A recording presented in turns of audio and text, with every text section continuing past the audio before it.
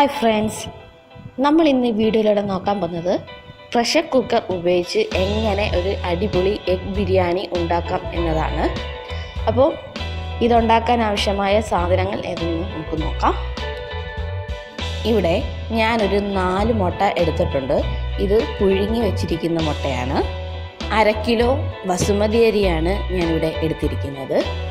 അരി നമുക്ക് കഴുകി വാരി തോരാൻ വെക്കേണ്ടതാണ്. ഒരു വലിയ 3 സവാള അരിഞ്ഞതാണിത്. 2 സ്പൂൺ ഇഞ്ചി വെളുത്തുള്ളി പേസ്റ്റ്, മീഡിയം സൈസിലുള്ള തക്കാളി അരിഞ്ഞത് 2 എണ്ണം, 2 വലിയ പച്ചമുളക് അരിഞ്ഞത്. ഇത് നിങ്ങളുടെ എരിവിനനുസരിച്ച് കൂട്ടുകയും കുറയ്ക്കുകയും ചെയ്യാവുന്നതാണ്. കുറച്ച് മല്ലിയില, പിന്നെ സ്പൈസസ് ആയിട്ടുള്ള ഏലക്ക 5 എണ്ണം, 1/2 സ്പൂൺ പെരിഞ്ജീരകം, ഒരു 3-4 ഗ്രാമ്പു, തക്കോലം, ചെറിയ 4 പീസ് കറുകപ്പട്ട.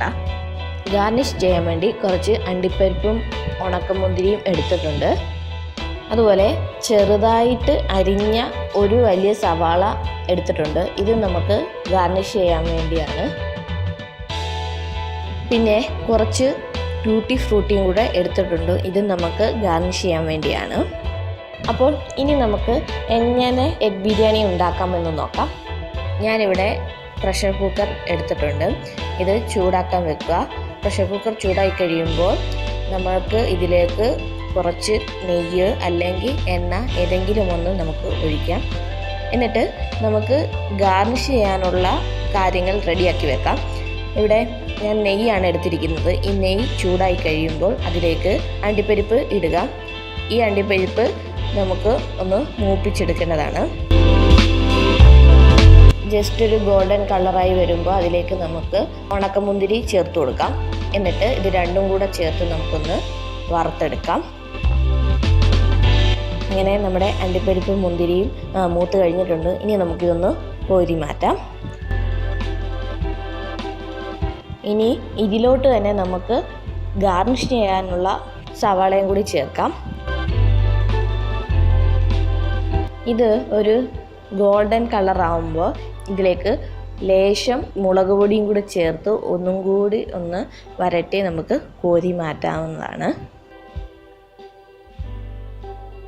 ഇനി അടുത്തതായിട്ട് നമുക്ക് പുഴുങ്ങി വെച്ചിരിക്കുന്ന മുട്ട ജസ്റ്റ് ഒന്ന് വറുത്തെടുക്കാം. ഒരുപാടൊന്നും വറുക്കേണ്ട ആവശ്യമില്ല, ജസ്റ്റ് ഒന്ന് വറുത്താൽ മതിയാവും.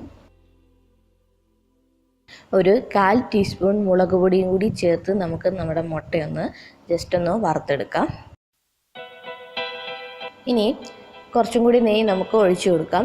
എന്നിട്ട് അതിലേക്ക് നമ്മൾ ചതച്ച് വെച്ചിരിക്കുന്ന ഇഞ്ചി വെളുത്തുള്ളി എന്നിവ ചേർത്ത് കൊടുക്കാം. അത് ജസ്റ്റ് ഒന്ന് വരട്ടാം. അതിനുശേഷം നമ്മൾ അരിഞ്ഞു വെച്ചിരിക്കുന്ന സവാളയും കൂടി ചേർക്കാം. ഇനി ഈ സവാളയൊന്ന് ട്രാൻസ്പെറൻ്റ് ആവുന്നവരെ നമുക്ക് ഇളക്കേണ്ടതാണ്.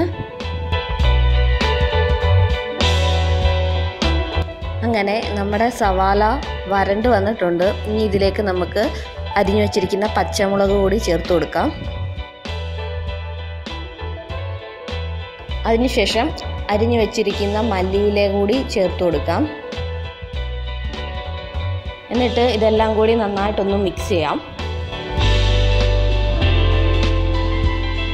ഇനി നമുക്ക് ഇതിലോട്ട് 1/4 ടീസ്പൂൺ മഞ്ഞൾപ്പൊടി, 3/4 ടീസ്പൂൺ മുളക് പൊടി, 1/4 ടീസ്പൂൺ ഗരം മസാലയും കൂടി ചേർത്ത് കൊടുക്കാം. എന്നിട്ട് ഇതെല്ലാം നന്നായിട്ടൊന്ന് മിക്സ് ചെയ്യാം.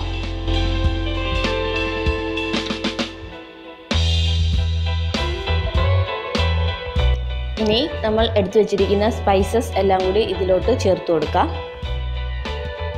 പിന്നീട് ഇതിലേക്ക് നമ്മൾ അരിഞ്ഞു വെച്ചിരിക്കുന്ന തക്കാളി ചേർത്ത് കൊടുക്കാം. ഇനി ഈ തക്കാളി ഒന്ന് മാഷായി വരുന്നവരെ നമുക്കൊന്ന് ഇളക്കി കൊടുക്കേണ്ടതാണ്. അങ്ങനെ നമ്മുടെ തക്കാളി മാഷായി വന്നിട്ടുണ്ട്. പിന്നീട് നല്ല പുളിയുള്ള 2 ടീസ്പൂൺ തൈര് ഞാൻ ഇതിലോട്ട് ചേർത്ത് കൊടുക്കുന്നുണ്ട്. എന്നിട്ട് ഇവയെല്ലാം കൂടി നമുക്ക് നന്നായിട്ടൊന്ന് മിക്സ് ചെയ്യാം.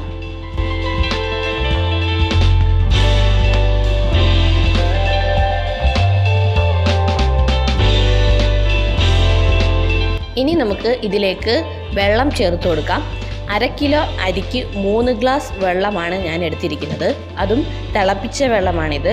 അതുപോലെ നമ്മുടെ ബിരിയാണിക്ക് ആവശ്യമായിട്ടുള്ള ഉപ്പ് ഞാൻ ഈ വെള്ളത്തിൽ ചേർത്തിട്ടുണ്ടായിരുന്നു.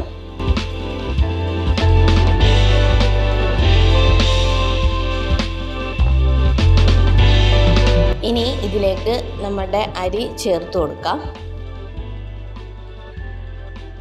എന്നിട്ട് നന്നായിട്ടൊന്ന് മിക്സ് ചെയ്യാം. എന്നിട്ട് ഇതിലേക്ക് നമ്മുടെ മുട്ട ചേർത്ത് കൊടുക്കാം.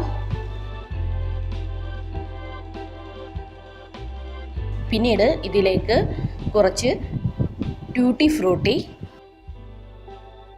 അതിനുശേഷം നമ്മൾ വറുത്ത് വെച്ചിരിക്കുന്ന അണ്ടിപ്പരിപ്പും മുന്തിരിയും കുറച്ച് ചേർക്കുക. അതുപോലെ വറുത്ത് വെച്ചിരിക്കുന്ന സവാളയും പാതി ചേർക്കുക. എന്നിട്ട് ഇത് നമുക്ക് അടച്ചു വെക്കാം. ഒരു വിസിൽ വരുന്നവരെ നമുക്ക് ഒന്ന് വെയിറ്റ് ചെയ്യാം.